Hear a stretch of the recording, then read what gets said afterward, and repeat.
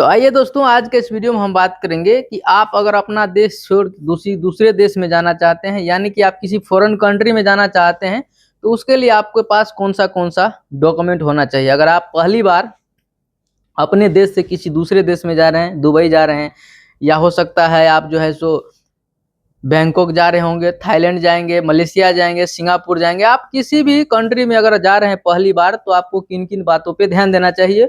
अगर आप डोमेस्टिक यात्रा कर लिए हैं तो आपको ज़्यादा कुछ प्रॉब्लम होने वाला नहीं है, लेकिन आप अगर इंटरनेशनल यात्रा करने जा रहे हैं, एक देश से किसी दूसरे देश में जा रहे हैं, तो आपको बहुत कुछ ध्यान रखना है। तो आइए आज के इस वीडियो में स्टेप बाय स्टेप हम आपको समझाएंगे और बताएंगे भी, ताकि अगर भविष्य में आप कभी पहली बार अपने देश से किसी दूसरे देश में जाएंगे तो आपको समस्या का सामना नहीं करना पड़ेगा। तो वीडियो अंत तक देखिएगा, सारा जानकारी स्टेप बाय स्टेप बताने वाले हैं।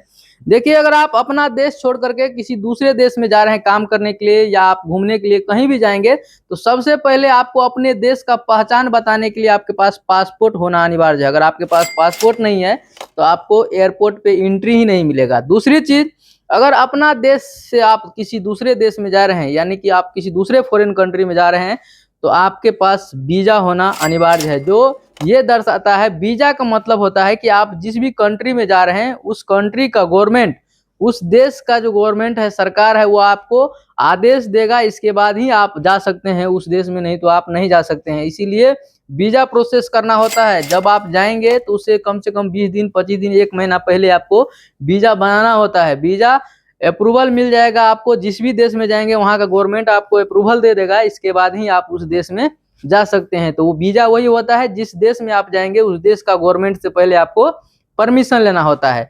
तो वीजा भी आपको 3-4 टाइप का होता है। देखिए, मैं आपको बताता हूँ। अगर आप मान लीजिए टूरिस्ट के लिए जा रहे हैं, आप कहीं जा रहे हैं घूमने के लिए, देखने के लिए, तो आप क्या करेंगे। मान लीजिए आप मालदीव जा रहे हैं घूमने के लिए, टूरिस्ट के लिए, तो आपको टूरिस्ट वीजा आता है।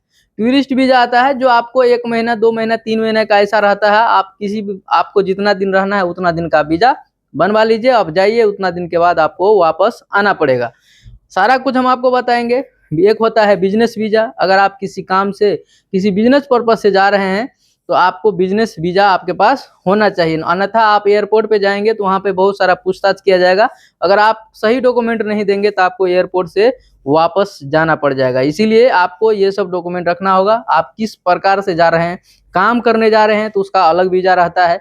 सारा प्रोसेस हम आपको बताते हैं स्टेप बाय स्टेप। अब समझिए, आपके पास पासपोर्ट भी है और वीजा भी है, आपने टिकट भी बना लिया, तो अब आप एयरपोर्ट पे जाएंगे। तो अब एयरपोर्ट पे क्या क्या होगा आपके साथ। अगर आप पहली बार जा रहे हैं, डोमेस्टिक यात्रा कर लिए हैं, तब तो ठीक है। डोमेस्टिक से आप कभी भी यात्रा नहीं किए हैं, फर्स्ट टाइम आप जा रहे हैं, और वो भी इंटरनेशनल यात्रा पे जा रहे हैं, तो आपको थोड़ा बहुत प्रॉब्लम होगा। आपको डरना नहीं है, आप किसी भी एयरपोर्ट पर रहिए, क्योंकि अपने देश से किसी दूसरे देश जा रहे हैं, तो सबसे पहले तो आपको अपने ही देश में फेस करना पड़ेगा जो भी प्रॉब्लम होगा। जो अपने देश में जो भी आपको प्रॉब्लम फेस होगा, सेम वही काम आपको दूसरे देश में भी होगा। जो यहाँ पे सिक्योरिटी चेकिंग होगा, जो भी प्रक्रिया यहाँ होगा, सेम वही प्रक्रिया एक बार फिर से आप जिस देश में जा रहे हैं वहाँ पे एयरपोर्ट पे आपके साथ होगा। तो देखिए, ये सारा कुछ हो गया। टिकट आपके पास, वीजा मिल गया आपके पास पासपोर्ट है। अब आप यात्रा करेंगे, उड़ान भरेंगे।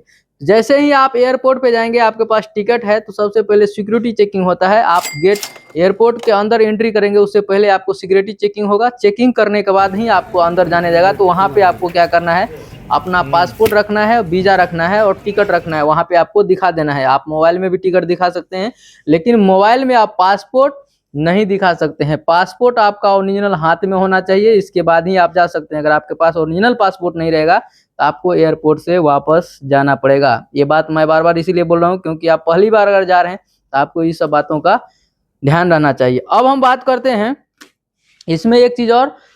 तो अब हम बात करते हैं कि जैसे ही आप अंदर आएंगे, आपका एंट्री हो जाएगा, तो ध्यान रखिए कि आप जहाँ भी आप इंटरनेशनल एयरपोर्ट पे जाएंगे, तो आपको मेन गेट को ही आपको देखने को मिलेगा हिंदी। अगर जिस भी आप देश से जा रहे हैं, मान लीजिए आप इंडिया से जा रहे हैं, तो आप अपना इंडियन एयरपोर्ट पे जाएंगे तो वहाँ पे हिंदी इंग्लिश दोनों देखने को मिलेगा। लेकिन किसी दूसरे देश में जब पहुँच जाएंगे तो वहाँ पे सिर्फ इंग्लिश दिखेगा, और उस देश का जो राष्ट्रीय भाषा होगा वही दिखेगा आपको, बाकी दूसरा कुछ भी नहीं दिखेगा। तो जब आप अपने, मान लीजिए आप इंडिया से उड़ान भरने जा रहे हैं, तो वहाँ पे आपको अंतर्राष्ट्रीय उड़ान दिखने को लिखा हुआ रहेगा, बड़ा सा बोर्ड। अगर आप इंग्लिश में देखेंगे तो इंटरनेशनल डिपार्चर वहाँ पे आपको देखने को मिलेगा। तो जाएंगे जैसे ही वहां पे आप, तो बहुत सारा देखेंगे आप बना रहता है चेकिंग पॉइंट। तो आपको क्या करना है, जैसे ही आपका टाइम होगा तो 2 से 3 घंटा पहले क्या होता है, इंटरनेशनल फ्लाइट का चेकअप स्टार्ट हो जाता है। यानी कि आपका जो है सो बोर्डिंग पास, आपका इमिग्रेशन। तो आप अपने देश से किसी दूसरे देश में जा रहे हैं तो सबसे इम्पोर्टेंट चेकिंग होता है इमिग्रेशन। आप सब कुछ करवा लेंगे, लेकिन इमिग्रेशन में अगर आपका पेपर में थोड़ा भी प्रॉब्लम है, आपका पासपोर्ट में या आपके डॉक्यूमेंट में किसी भी प्रकार का गलती है या प्रॉब्लम है, तो आपको इमिग्रेशन से वहां से भी आपको वापस कर दिया जाएगा। आप उसके बाद वहां से भी आप नहीं जा पाएंगे। तो इसीलिए जाने से पहले जो हम बता रहे हैं आपको, ये सारा डॉक्यूमेंट आपके पास होना चाहिए। इसके बाद ही आप इंटरनेशनल यात्रा कर सकते हैं, नहीं तो नहीं कर सकते हैं। अब देखिए, जब अंदर आ गए तो अब आप बोर्डिंग पास के लिए जाएंगे। तो बोर्डिंग पास के लिए जब जाएंगे तो इंटरनेशनल में क्या होता है, जैसे ही आप बोर्डिंग पास करने जाए, बोर्डिंग पास बनाने के लिए जाएंगे, तो आपके हाथ में लगेज रहेगा। यानी हो सकता है बहुत सारे लोग सिंगल रहते हैं, अपना जो है सो सिंगल बैग रखते हैं, हैंड बैग रखते हैं, लगेज नहीं रखते हैं। अगर आपके पास लगेज भी है तो जैसे ही वहाँ पे बोर्डिंग पास बनेगा, आपका बड़ा वाला लगेज वहाँ पे ले लिया जाएगा। बड़ा वाला लगेज लेने के बाद आपको वहाँ पे बोर्डिंग पास मिल जाएगा, और आपके बैग पे भी स्टिकर लगा दिया जाएगा, ताकि आपका बैग कहीं खो जाता है तो आपके बोर्डिंग पास पे वो नंबर रहता है, जिससे आप उसको फाइंड आउट कर सकते हैं। तो वहाँ बोर्डिंग हो जाएगा, बोर्डिंग पास आपको मिल जाएगा, आपका लगेज भी वहाँ पे ले लिया जाएगा। अब आपको वो लगेज कहाँ मिलेगा, आप समझिए। मान लीजिए आप जो जा रहे हैं अपना देश से, मान लीजिए इंडिया से आप जो है सो कहीं दूसरे देश में जा रहे हैं। मान लीजिए इंडिया से आप जो है सो दुबई जा रहे हैं, तो आपको सिर्फ इंडिया से सिर्फ दुबई जा रहे हैं, डायरेक्ट फ्लाइट है, तब तो आपको फ्लाइट, आप जो है सो दुबई में उतरेंगे, आपको वहां पे आपका बैग मिल जाएगा। और नहीं, अगर आप मान लीजिए दुबई ही जा रहे हैं, तो सबसे पहले इंडिया से जो है सो आपको लेके चला गया बैंकॉक, या जो है सो आपको मालदीव, या आपको जो है सो कहीं दूसरे कंट्री ले गया। मान लीजिए एक स्टॉपेज है, तो आपको बैग जहां आप उतरेंगे वहां पे आपको वो बैग नहीं मिलेगा। आप जहां फाइनल आपका यात्रा होगा, जहां से फाइनल आपका जो है सो अराइवल है, जहां से आप टिकट लिए हैं कि आपको कहां से कहां जाना है। तो मान लीजिए आप इंडिया से दुबई का टिकट लिए हैं, तो आप इंडिया में बैग जमा किए तो आपको डायरेक्ट दुबई में ही आपको वो बैग मिलेगा। उस बीच में आप जहां भी स्टॉपेज होता है वहां पे नहीं मिलता है। तो आपको कभी कभी ये भी देखने को मिलेगा, टिकट बुकिंग करते समय ये भी ध्यान रखना है कि अगर मान लीजिए आप कनेक्टिंग फ्लाइट ले रहे हैं, तो बहुत जगह पे आप देखेंगे तो वहां पे लिख देता है सेल्फ कैरी। यानी कि आप मान लीजिए दिल्ली से उतरे बैंकॉक में, तो बैंकॉक में आपको बैग फिर से लेना है, फिर से जाकर आपको चेकिंग कराना है, फिर से तब फ्लाइट में बैठेंगे तो आप दुबई पहुंचेंगे। तो उस समय क्या होता है, सेल्फ कैरी में आपको बैग लेना पड़ता है। तो टिकट बनाते समय आपको ये भी ध्यान रखना है कि सेल्फ कैरी नहीं करना है। जो डायरेक्ट वो लोग करता है, वो लोग जो ट्रांसफर कर देता है ट्रॉली को एक फ्लाइट से दूसरे फ्लाइट, वो सेफ और अच्छा माना जाता है। इसीलिए आपको टिकट काटते समय भी इस बात का ध्यान रखना चाहिए। अब हम बात करते हैं कि जैसे ही आपका बोर्डिंग पास सब कुछ हो जाएगा, इसके बाद आपका बैग भी ले लिया जाएगा, सारा चेकिंग हो गया। अब होता है फाइनल वहां पे इमिग्रेशन, जहां पे आपका जो है सो पूरा आंख का जो है सो कैमरा लगा रहेगा, वहां पे पूरा आंख का जो है सो फेस का पूरा फोटो ले लेता है सब कुछ। पासपोर्ट लेगा, पासपोर्ट देखेगा, सब कुछ सही है, उस पर आपको एक स्टाम्प मार देगा। इसके बाद वहां से आप जा सकते हैं। वहां पे पूछेगा किस लिए आप दूसरे देश जा रहे हैं, कौन सा काम करते हैं, क्यों जा रहे हैं, वो बहुत सारा आपसे सवाल जवाब करेगा। वहां से आप एंट्री हो जाता है, आपका इमिग्रेशन खत्म हो जाता है। आप इसके बाद वेटिंग करते हैं, और जैसे ही फ्लाइट का आपका टाइम होता है, आप फ्लाइट में बैठते हैं। इसके बाद फ्लाइट क्या होती है, वहां से उड़ान भर देती है। इसके बाद जिस कंट्री में आपको जाना रहता है, जहां आप पहुंचते हैं, अब वहां का प्रक्रिया समझिए। अब आपको लगेज भी यहाँ पे मिलेगा। जैसे ही आप फ्लाइट से उतरेंगे तो आपको सीधा क्या होता है, चले जाना है आपको इमिग्रेशन वाले ऑफ सेंटर पे। जहां भी इमिग्रेशन होता है वहीं आपको जाना है। वहां जाकर के जैसे ही आप इमिग्रेशन में जाएंगे, तो वहां पे आपको बहुत सारा सवाल जवाब पूछा जाएगा। आप किस लिए जा रहे हैं, क्यों जा रहे हैं, कहाँ रहते हैं, आप कौन सा होटल बुक किए हैं, किस होटल में रहेंगे, आपके पास कितना पैसा है। अगर मान लीजिए आप पहली बार जा रहे हैं, टूरिस्ट वीजा है आपके पास, तो आपके पास कैश होना चाहिए। जिस भी देश में आप जाएंगे उस देश का पैसा आपको होना चाहिए। तो आप, बहुत सारे लोग बोलेंगे कि पैसा कहाँ से मिलेगा, तो आप जिस भी देश से उड़ान भर रहे हैं वहां पे आपको एक्सचेंज मनी होता है, वहां पे जाकर के आप पैसा चेंज करा लीजिए। जिस भी देश में आप जा रहे हैं उस देश का पैसा वहां पे चेंज करा लीजिए। अगर आपके पास पैसा बच जाएगा तो फिर से आप एयरपोर्ट पे इंडियन रुपीज, या जो है सो आप जिस भी देश से जा रहे हैं उस देश का पैसा आप ले सकते हैं। तो वहां से पैसा भी ले लेना है आपको, जाके आप जिस, मान लीजिए आप दुबई जा रहे हैं, तो दुबई में जैसे ही आप उतरेंगे, या आप कंबोडिया आ रहे हैं, कंबोडिया में जैसे ही उतरेंगे, अब जाएंगे इमिग्रेशन में तो आपका जो है सो फिर से पासपोर्ट देखा जाएगा और सबसे पहले वीजा देखा जाता है। आपका वीजा मान लीजिए, देखिए हम आपको एक वीजा भी दिखाते हैं। देखिए आप अगर 1-2 बार गए आए रहेंगे तो आपको इस प्रकार से दिखेगा, यहाँ पे देख लीजिए इस प्रकार से दिखेगा। तो हम आपको दिखा देते हैं, यहाँ पे फोटो भी आपको दिख जाएगा। तो वीजा आपको वहां लगा रहता है।